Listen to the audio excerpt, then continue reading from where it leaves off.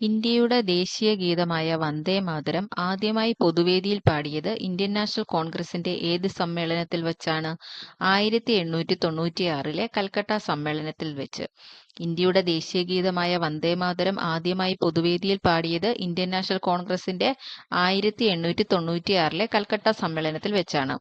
അവസര സമത്വത്തെക്കുറിച്ച് പ്രതിപാദിക്കുന്ന വകുപ്പാണ് ആർട്ടിക്കിൾ 16. അവസര സമത്വത്തെക്കുറിച്ച് പ്രതിപാദിക്കുന്ന വകുപ്പാണ് ആർട്ടിക്കിൾ 16.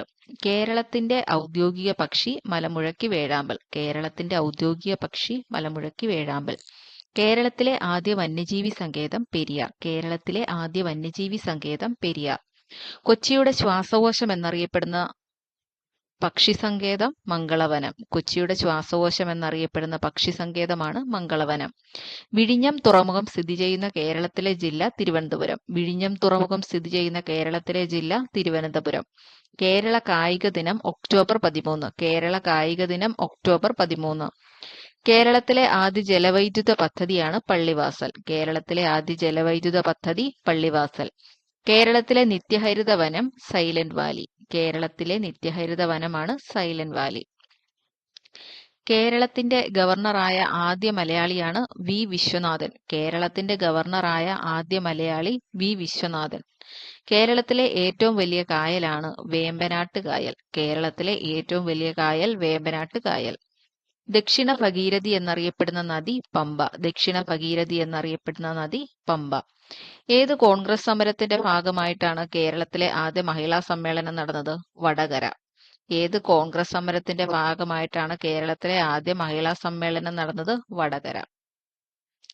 1921 നടന്ന ഒന്നാം കേരള സംസ്ഥാന രാഷ്ട്രീയ സമ്മേളനത്തിന്റെ അധ്യക്ഷൻ ടി പ്രകാശം. 1921 നടന്ന ഒന്നാം കേരള സംസ്ഥാന രാഷ്ട്രീയ സമ്മേളനത്തിന്റെ അധ്യക്ഷൻ ടി പ്രകാശമായിരുന്നു.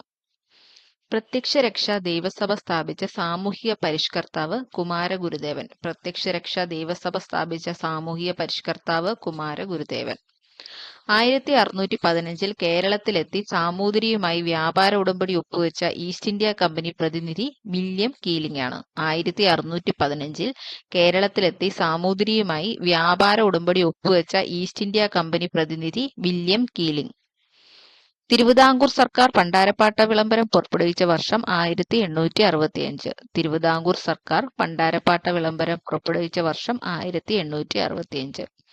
കേരളത്തിൽ ആദ്യമായി രൂപം കൊണ്ട സ്വകാര്യ ബാങ്ക് നെടുങ്ങാടി ബാങ്ക്. കേരളത്തിൽ ആദ്യമായി രൂപം കൊണ്ട സ്വകാര്യ ബാങ്ക് നെടുങ്ങാടി ബാങ്ക്. കാൽമുട്ടുകളിൽ കാണപ്പെടുന്ന അസ്ഥിസന്ധിയാണ് വിജാഗിരി സന്ധി. കാൽമുട്ടുകളിൽ കാണപ്പെടുന്ന അസ്ഥിസന്ധി വിജാഗിരി സന്ധി. ഭൗമസൂചിക പദവി ലഭിച്ച കുറ്റ്യാട്ടൂർ മാങ്ങ ഉൽപ്പാദിപ്പിക്കപ്പെടുന്ന പ്രദേശം കണ്ണൂരിലാണ്.